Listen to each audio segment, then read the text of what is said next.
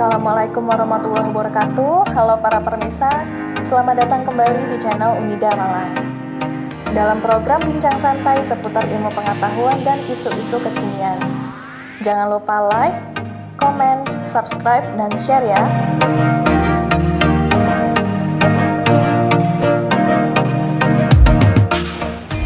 Nah, dalam program bincang santai kali ini kita akan membahas tentang kekayaan intelektual dan merek. Bersama saya, Marsha Almira Mardiah sebagai pembawa acara dan 3 narasumber kita yang sangat luar biasa dan kompeten. Yang pertama adalah Bapak Roy Anugrah, Sarjana Ekonomi dan Magister Bisnis sebagai staf sentra KI Pemasaran dan dosen Prodi Manajemen Fakultas Ekonomi dan Bisnis Universitas Wisnuwardana Malang. Yang kedua adalah Ibu Dr. Dwi Ekasari Harmaji sebagai staf sentra KI Pemasaran dan dosen Prodi Akuntansi Fakultas Ekonomi dan Bisnis Universitas Wisnuwardana Malang. Dan yang terakhir adalah Mbak Cornelia Cindy sebagai mahasiswa semester akhir Universitas Wisnuwardana Malang dan pemilik usaha UMKM yang sudah dibimbing sejak awal oleh Universitas Wisnuwardana Malang.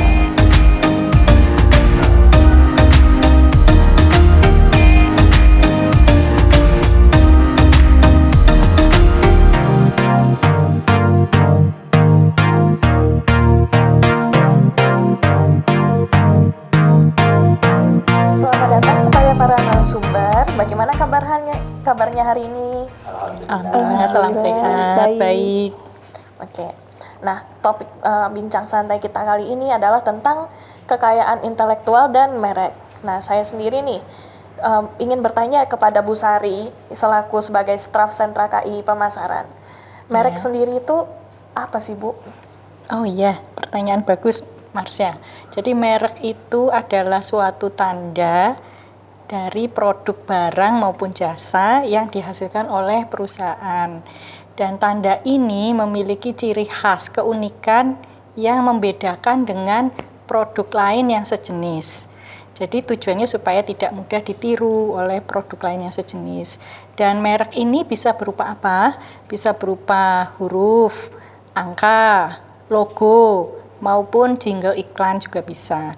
Dan dengan merek ini, maka perusahaan akan berusaha untuk terus berinovasi agar produknya tetap laku di pasar. Dengan cara dia menciptakan keunikan tertentu dari produknya yang membedakan produk dia dengan produk lain yang sejenis. Terus di dalam merek itu biasanya juga terkandung pencitraan dari perusahaan yang memproduksinya. Ya, misalnya kalau kita lihat Indomie semacam itu kan di situ dia pencitraan dari produknya dan di situ ada ingredient, di situ dia menyebutkan terdiri dari apa saja kandungannya, terus kalorinya berapa, kandungan gizinya berapa disebutkan. Selain itu dengan merek juga bisa menandakan perusahaan itu bisa dipercaya karena dia menjaga mutu dari produknya, dan merek itu juga bisa jadi penghasilan buat perusahaan. Contohnya untuk dijadikan franchise atau waralaba, Indomaret misalnya. Jadi dengan Indomaret itu, merek itu, si pemilik merek Indomaret itu bisa mendapatkan penghasilan. Kalau di istilah akuntansi, dia disebut sebagai intangible asset atau harta yang tidak berwujud, aset tidak berwujud. Dan itu bisa diperjualbelikan. Dan itu juga menghasilkan uang atau royalti bagi pemiliknya. Contohnya yang pemilik lokal juga ada ayam nelongso. Ayam nelongso itu sudah cabangnya di mana-mana. Itu dia merek juga itu. Nah, dengan itu dia bisa mendapatkan royalti dari franchise-nya. Demikian. Ya, terima kasih, Bu. Ya. Lalu Pak Roy, hubungan wirausaha sendiri itu dengan merek itu seperti apa sih, Pak? Hubungannya sebenarnya gini ya, merek itu sebuah wajah dari wirausaha, ya. Betul. Wajahnya itu apa ya? Ya identitas diri. Karena dengan merek, ya, dia bisa terkenal. Tadi sudah disebutkan sama Bu Sari, jingle lagu, ya. Kemudian logo, gambar, tulisan, bahkan mungkin slogan, ya kan? Slogan itu termasuk jingle juga, ya kan? Terus proses, karena untuk sebuah UKM, untuk membuat sebuah barang itu perlu proses, dan kesemuanya ini bukan hal yang mudah. Waktu, tenaga, pikiran, itu semua harus dihargai oleh sentra KI. Makanya kenapa merek itu harus didaftarkan, supaya ya tadi asetnya, usaha dia itu betul-betul terlindungi secara hukum. Kalau nggak terlindungi secara hukum ya bisa aja orang lain mencontoh atau meniru. Kita baru start, ya mungkin kita contohkan UKM A baru start, saya punya uang, saya melihat uang, ini produknya baru, saya punya uang, modal lebih besar daripada dia, udah saya produksi dengan sama. Nah kalau nggak ada KI-nya, nggak ada perlindungan hukum, ya justru yang start baru tadi mengawali itu jadi kalah. Makanya kalau kita sudah bisa baca peluang, kita tentukan dulu segmentasi pasarnya mana, kemudian kita daftarkan, urus perizinan dan merek semuanya kita ini. Begitu kita keluar ke pasar, kita sudah punya kekuatan hukum. Ada orang lain yang meniru, kita bisa klaim ke hukum. Dan itu klaimnya nggak murah, mahal. Justru bisa menjadi peluang juga untuk para pemilik merek, ya kan? Karena kalau nggak salah perlindungannya sampai 10 tahun ya Bu Sari ya. Betul, Nah, merek itu proses, logo, jingle, semuanya itu perlindungannya 10 tahun. Dan itu merupakan apa ya, sebuah aset ya bagi UMKM ya. Ini ya. Itu. Merek itu bisa berupa barang, contohnya seperti ini, produk ini. Terus merek juga bisa berbentuk jasa, misalnya bank, BPR. Nah, itu kan juga punya logonya itu juga bisa didaftarkan sebagai merek. Ya, terima kasih Pak Roy, Bu Sari. Tadi kan sudah dijelaskan oleh Bu Sari dan Pak Roy seperti itu ya. Terus kalau misalnya bisa diperjelas gitu fungsi merek itu apa gitu? Oh ya, fungsi merek itu yang pertama tadi ciri atau tanda ya yang membedakan. Jadi membedakan dia dengan produk lain yang sejenis. Misalnya Indomie sama mie sedap. Nah, itu kan perusahaannya beda ya. Pengusahanya beda-beda, jadi dari situ dia bisa punya perbedaan keunggulan. Dan merek itu juga biasanya kalau bagus itu menarik orang untuk membeli. Contohnya Supermie itu kan dulu produsennya bukan Indofood ya, terus dibeli sama Indofood, diakuisisi, tapi tetap mereknya dipertahankan Supermie. Kenapa nggak dirubah jadi Indomie tapi jenis yang lainnya? Tidak, karena dia tahu Supermie itu punya pangsa pasar seperti yang dijelaskan Pak Roy tadi. Pangsa pasarnya dia punya, jadi dia pertahankan supaya tetap merek Supermie itu ada. Malah dia bikin diversifikasi macam-macam produknya, ya kan? Supermie rasa apa, rasa-rasa yang beda. Nah, di situ fungsi dari merek. Terus yang kedua, merek itu juga suatu lambang pencitraan tadi ya, bahwa dia akan berusaha untuk memajukan mutunya, mempertahankan mutu, malah kalau perlu dia tingkatkan mutunya supaya bisa menang dalam pasar, dalam persaingan atau kompetisi pasar. Juga harga itu menentukan harga, tadi merek menentukan harga maksud saya. Jadi dengan memakai merek Gucci, kadang orang merasa wah saya lebih daripada yang pakai merek lain, ya bisa sebagai itu. Jadi bisa menentukan harga juga dari merek. Ya, merek itu juga jadi bisa lifestyle juga ya. Lifestyle jadinya betul. Seperti ya, lifestyle juga itu. Ya. Seperti tadi Bu Sari Gucci, ya kan? Louis Vuitton, Nike. Itu udah merek-merek betul. Kan brand terkenal, brand dunia. Menguasai pasar. Dan itu justru yang ya sudah menjadi trendsetter ya. Nah, ya. Bahkan kalau saya ingat ya, anak-anak kecil kalau sekolah satu pakai Nike, waduh yang lainnya sudah bingung, baca coret sudah. Iya, yang bingung orang tuanya. Bukan aneh ya, jadi istilahnya ya itu merek itu identitas dan itu menentukan harga. Betul Pak Roy. Gitu ya. Nah, jadi jangan main-main dengan merek. Ya. Jadi kalau kita mulai sudah mendaftar, jangan berani-berani untuk mencontoh, karena itu klaimnya besar sekali. Iya, ya, betul. Ya. Jadi memang harus, terutama UMKM ya, saya sarankan untuk mendaftarkan merek mereka, proses mereka, apa yang mereka punya, logo, gambar, tulisan, semua daftarkan.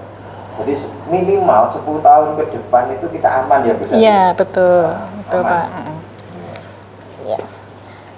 Terima kasih Pak Roy, Bu Sari. Saya ingin ngobrol nih dengan Mbak Cornela. Iya. Jadi Mbak Cornela tuh datang ke sini tuh bawa karung-karung ini tuh sebenarnya bisa dijelaskan Mbak ini apa?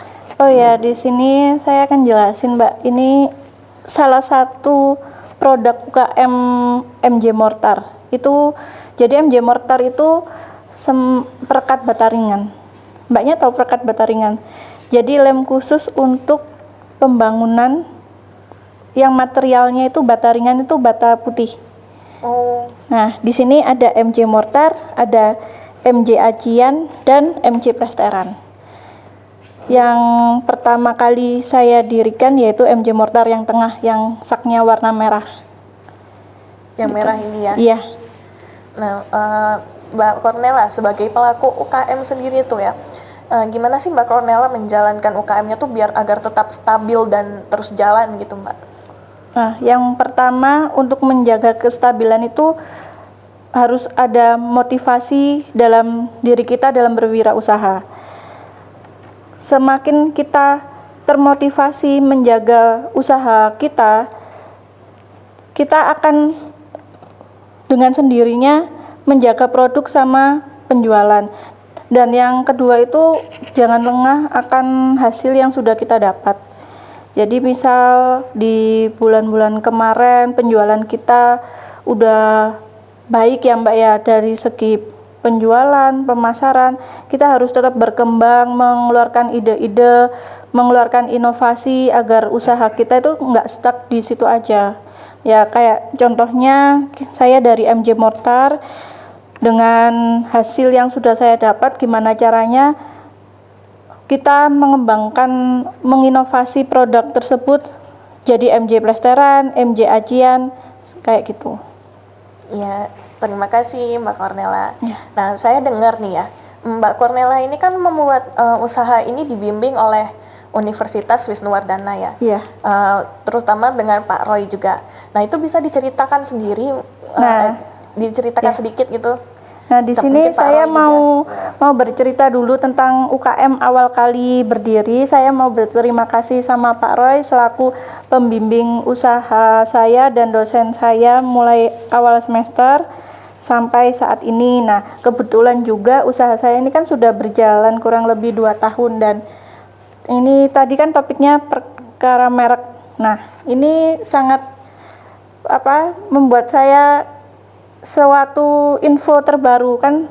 Ini saya sudah punya logo ini Bu ya. Iya. Logo sudah ada, Betul. mereknya MJ Mortar, dan juga ada slogannya lebih kuat, lebih hemat, lebih cepat. Iya. Namun saya masih belum ada kekuatan dalam merek tersebut itu. Oh, Brand iya. image-nya itu kan saya belum mendaftarkan ya Pak Roy ya. betul. Masih proses. Iya. Nah, Iya. kebetulan kan Universitas Wisnuwardana ada untuk sentra KI, sentral ya, KI-nya untuk sentra pendaftaran kekayaan itu. intelektual. Prosesnya saya bagaimana Bu nanti? Ya, prosesnya mudah saja. Jadi Mbak Cornela datang sambil bawa KTP asli dan fotokopi KTP, Iya. kemudian bawa fotokopi NPWP sama logonya tadi nih dibawa. Nanti itu didaftarkan. Nah, nanti ada petugas kami yang akan membantu untuk mengisikan formulir surat pernyataan pemilikan merek yang harus ditandatangani dan di atas meterai ya. Setelah itu prosesnya memang butuh waktu agak lama untuk jadi merek yang didaftarkan.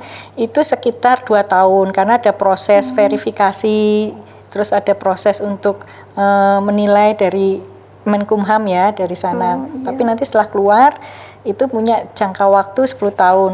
Berkekuatan hukum tetap, jadi bisa memiliki perlindungan hukum bagi Mbak Cornela selaku pengusaha UMKM untuk dapat perlindungan hukum. Jadi kalau ada yang mau menuntut itu secara pidana atau perdata tidak bisa karena sudah didaftarkan. Tapi sebaliknya Mbak Cornela juga bisa menuntut secara hukum pidana dan perdata terhadap orang yang meniru produk ini, terus memakai mereknya juga persis sama. Seperti itu. Jadi memang saya ingat pertama Mbak Kornel datang kepada saya dulu, ya seorang perempuan cewek datang ke saya, Pak saya mau membuka usaha. Usaha apa? Kamu apa? Dagang, jasa, apa? Produksi Pak. Produksi apa? Perekat bata ringan, semen Pak. Loh, saya kaget, perempuan datang ke saya mau produksi semen. Loh ini kan sesuatu yang nyeleneh gitu loh ya. Biasanya kan perempuan datang fashion, makanan atau apa. Terus saya tanya, kamu peluangnya dapat dari mana? Saya lihat banyak perumnas Pak, itu menggunakan bata ringan.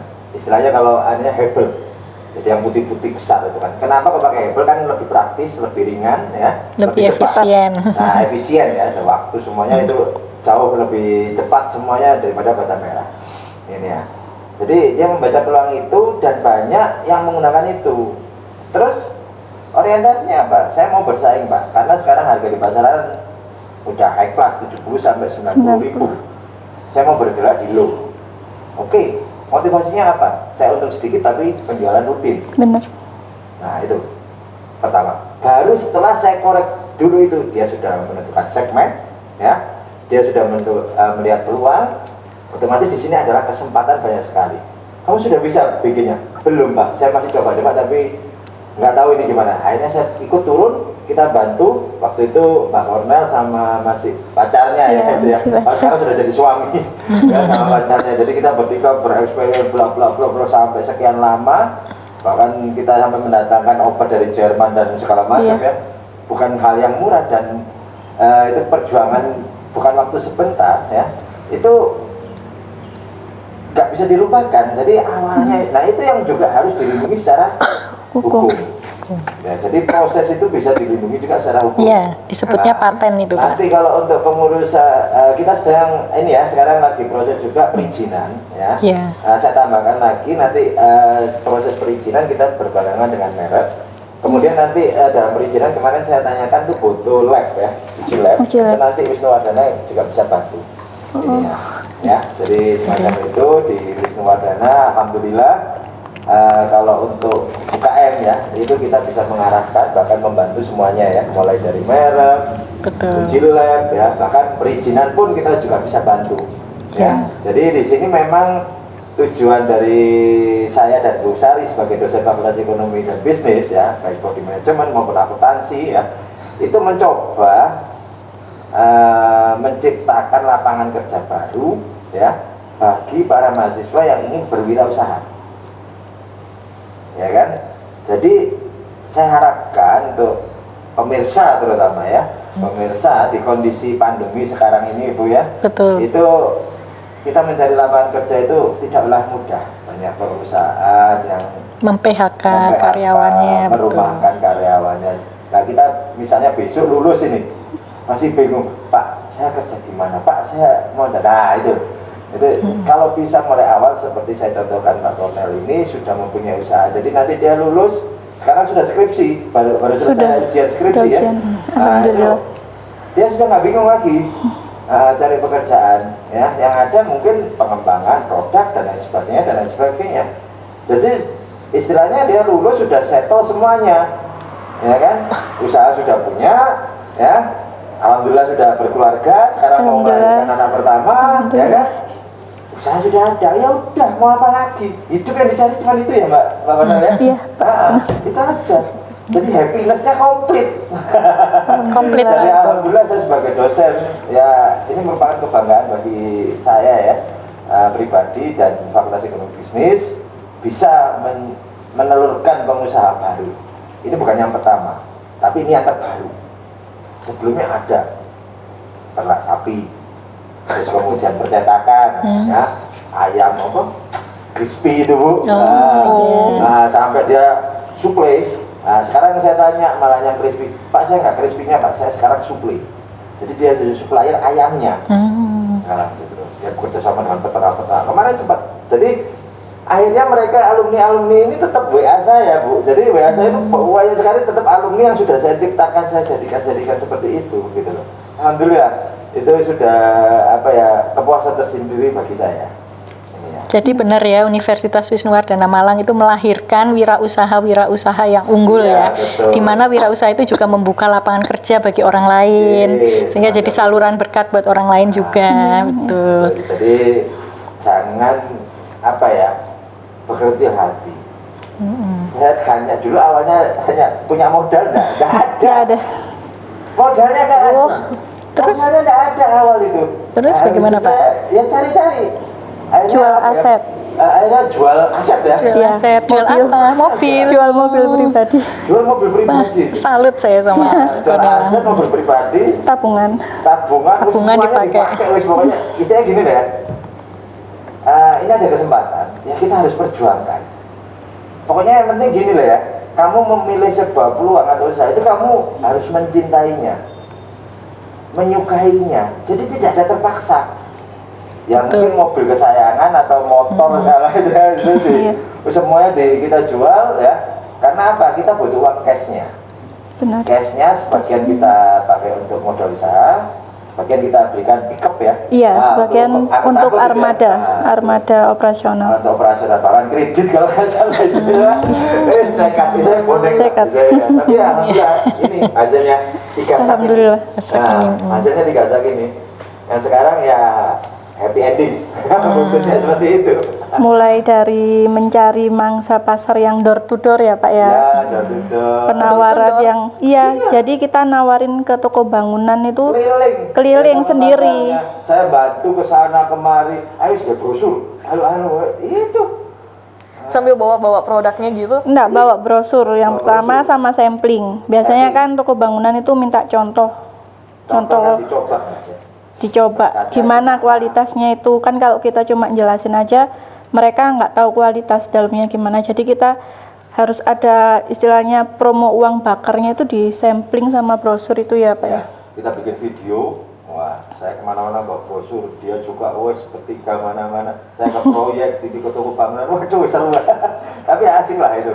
Seperti itu ya. Alhamdulillah sekarang masih di masa pandemi. Memang ada sedikit penurunan ya. Ada penurunan dari segi pembayaran lebih Ya. utamanya. Jadi Tagihan macet. ya tagihannya yang macet Karena pandemi ini karena ya. pandemi. Karena pandemi, ya mungkin tokonya sendiri atau pelayan sendiri juga pembayarannya juga macet. Juga macet. Jadi efeknya ke Efeknya kita. sampai ke, saya dari hulu sampai hilir. Lah hilirnya macet ya, berarti hulunya ikut Iya, ya. benar. Kan kasarnya seperti itu ya. Nah, ya. Jadi memang banyak perjuangan ya untuk Mbak Cornelia juga membuka usahanya. Terus nih saya mau bertanya kan, sekarang kan tadi sudah dijelaskan lapangan kerja itu sekarang sulit untuk ditemui gitu. Nah gimana sih jadi Mbak Cornelia jadi memilih membuka usaha sendiri. Nah Mbak Cornelia tuh gimana memotivasi diri supaya tetap jalan di usaha itu, mungkin bisa juga untuk para pemirsa yang menonton. Baik, jadi gini, untuk kita para mahasiswa generasi muda, kita jangan terpacu sama namanya bergantung dengan orang lain. Jadi kita harus memiliki motivasi sendiri untuk berwirausaha. Di masa seperti ini namanya pengangguran di mana-mana, mencari kerja juga susah. Kita harus lebih memacu diri kita, gimana caranya kita menciptakan lapangan pekerjaan. Itu yang pertama. Terus kita juga harus berani dalam artian membuka usaha itu jangan takut usaha kita itu tidak laku. Jadi kita harus tetap berjuang, jalan terus maju ke depan. Namanya berjualan pasti ada pembelinya. Itu yang harus kita tanamkan di pikiran kita sebagai wirausaha. Itu Mbak. Iya, Kalau saya terima. boleh menambahkan ya. Tujuan awal kita membuka usaha itu apa? Cari uang, Benar. sosial, ya, Benar. atau kekeluargaan. Uang. Uang. Nah, Konan bilang ada yang jual, pasti ada yang beli. Benar. Nggak tahu kapan belinya, tapi pasti ada. Pasti. Asal ya itu tadi, ya kan? Tujuan kita uang. Ya, berarti kita harus menentukan segmen mana pasar. siapa yang membutuhkan. Segmen berarti kita tahu kita bergerak di area mana, high, low atau mid. Itu dulu. Baru produk kita sesuaikan. Benar. Ya kan? Makanan juga sama, minuman juga sama, ya kan? Minuman di mall dan pinggir jalan sama kopinya, sama tehnya. Tapi di sana 50.000, di sini 3.000, di sini 5.000. Apa yang membedakan? Sana lebih nyaman, brand, ya kan? Nama kafenya itu brand. Kamu minum di mall selfie, ya, sama minum di pinggir jalan selfie, itu beda kan? Beda lifestyle itu Pak. Satu AC, satu api, angin bro, bos. Nah itu, ada keringetnya yang di situ adem. Nah itu yang membedakan 3.000 dan 50.000. Itu salah satunya apa? Brand juga. Kembali lagi ke Merek. Merek. tuh yang membedakan. Sama ini nanti juga gitu. Segmen, brand, nah semua berkaitan. Dan ini semua adalah kekayaan intelektual ciptaan manusia yang harus dihargai dan dilindungi oleh hukum. Ya, terima kasih Pak Roy, untuk Mbak Cornella juga. Terus saya mau tanya nih Bu Sari, kan Universitas Wisnuwardana tuh melayani kekayaan intelektual ya, mulai dari pendaftaran dan segala macamnya itu. Apakah itu hanya terbuka untuk Sivitas Wisnuwardana aja atau mungkin para pemirsa juga bisa gitu Bu? Oh iya, pertanyaan bagus juga ini Marsya. Ya. Jadi memang Universitas Wisnuwardana itu memiliki sentra KI atau singkatan dari kekayaan intelektual, itu terbuka untuk umum, siapa saja bisa mendaftar. Dan kalau dari UMKM seperti usahanya Mbak Cornel ini bisa mendapatkan semacam bantuan dari pemerintah atau subsidi, jadi harganya itu lebih murah untuk pengurusannya dibanding dengan yang umum. Seperti itu. Jadi mari para pemirsa yang punya usaha UMKM silahkan mendaftarkan merek, hak cipta, paten atau apapun kepada kami di Sentra KI, Sentra Kekayaan Intelektual Universitas Wisnuwardana Malang, Jalan Danau Sentani nomor 99 Kota Malang. Jangan ragu ya, silahkan. Mau konsultasi juga bisa, Ya, kami siap. konsultasi kita siap. Jadi Betul. alhamdulillah ya, Wisnuwardana ini ada punya lab kewirausahaan, Betul. ada lab akuntansi, ya, ada lab teknik seperti pengujian ini, Ini pengujian nanti, nanti. ya. Terus kemudian kita ada sentra KI. Jadi bukan hanya khusus mempelajari apa ya ilmu-ilmu, tapi juga semuanya ini untuk apa ya Aplikasinya usaha. kebutuhan usaha, ya. Jadi bukan ilmu aja tapi juga praktisnya seperti Praktis, apa, betul. ya. Kita coba arahkan, ya. Bahkan mungkin kita bisa insya Allah membantu mereka mengarahkan kalau membutuhkan apa permodalan dan lain sebagainya, ya, mungkin dari mitra-mitra kita, ya, yang bisa membantu mereka, ya. Betul. Nah, jadi hitungannya komplit lah Unida ini. Kalau menurut saya ya, saya sebagai Iya. dosen, bukan saya promosi ya, Iya. cuman kalau Itu selama fakta ini itu. kelihatan komplit gitu loh. Ya kan? Fakta. Contohnya Mbak Cornel ini dari nol sampai jadi, sekarang mau daftar. Itu semua terjadi. Jadi dia tidak usah bingung kemana-mana, kasihin saya dokumennya sama Iya. dari beres sudah. Jadi tinggal nunggu di rumah, jadi ini loh Mbak. Yes. Ya kan? Betul sekali, Pak Roy. Ya kan? Jadi saya kan gitu, satu pintu. Satu ya kan? pintu. Ilmunya dia dapat, bisnisnya dapat, ya kan? Bonusnya suaminya dapat, mau punya baby, Happy ya, kan? bonusnya banyak ya Pak. Bonusnya banyak. Bonusnya banyak. Iya. Nah, Jadi ketemu suami juga di Universitas Wisnuwardana Nah, Malang. Jadi macam itu kan. nggak tahu ini kok anu ya all in ya. All in. Itu semacam itu semuanya all in. Ya, atau mungkin Mbak Cornel mau menambahkan? Bisa? Oh iya, saya mau menambahkan. Tadi kan UKM saya bergerak di low. Nah, ini asal pemirsa tahu, meskipun kita memakai budget yang low, tapi kualitas produk kita tidak kalah dengan brand atau merek yang udah ada di Pasaran. pabrikan. Jadi 11-12 bisa dibuktikan lah kualitasnya. Alhamdulillah. Sip. Oh ya, supaya seru nih pembicaraan kita. Bagaimana kalau kita kasih hadiah buat Betul. Oh. Ada tersedia 3 ada hadiah hadiah. dari Sentra KI. Monggo dari KI mau Dari kasih hadiah atau 3 hadiah dari Nanti Sentra dari KI. FJ Motor. Baik, saya jelaskan dulu dari Sentra KI, kita akan menyediakan 3 hadiah. ya. Sedangkan dari MJ Mortar juga nanti 3 hadiah. 3 hadiah. Jangan Untuk lupa memberikan komen komen yang terbaik. positif, yang terbaik kita pilih 6 jadi ya. Nah. Jangan lupa menyebutkan nama dan nomor WA Nah, supaya bisa kami hubungi. sip. Jadi komen terbaik kita pilih 6, nanti 3 dari hadiah dari Sentra MJ, KI. 3 dari Sentra KI. Ya kan, supaya seru nih pembicaraan kita, oke? Ya, oke. Setuju ya? Setuju. Oke. Oke, terima kasih. Seru sekali ya perbincangan kita hari ini. Nggak terasa waktu sudah berjalan. Nah, tadi sudah disampaikan, jangan lupa pemirsa, kalau akan ada hadiah dari Sentra KI dan Mbak Cornella. Akan dipilih 6 tanggapan terbaik. Jadi jangan lupa cantumkan nama Anda dan nomor WA-nya. Nah, demikian perbincangan kita hari ini. Semoga apa yang disampaikan oleh para narasumber kita akan bermanfaat untuk semua pemirsa yang menonton di YouTube. Jangan lupa like, subscribe, komen, dan share agar tidak ketinggalan info-info menarik lainnya. Terima kasih yang sangat banyak untuk para narasumber kita hari ini, Pak Roy, Bu Sari, dan Mbak Cornella. Hari ini acara kita tutup sampai di sini. Terima kasih. Wassalamualaikum warahmatullahi wabarakatuh. Waalaikumsalam warahmatullahi wabarakatuh.